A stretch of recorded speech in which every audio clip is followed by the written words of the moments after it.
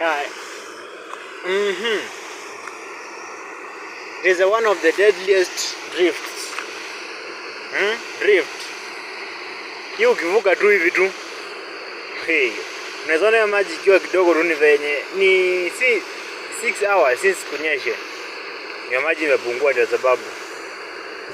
So this drift inajanga kutoka huko hadi huko.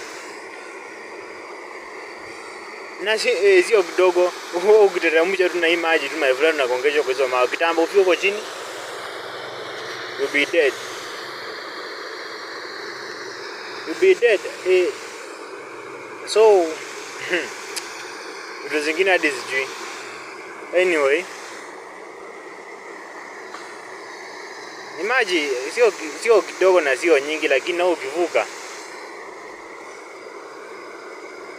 my first time kuona umbo ikivuka sijaiona ingine, hii ndio ya kwanza. Rada. Anyway, subscribe for more.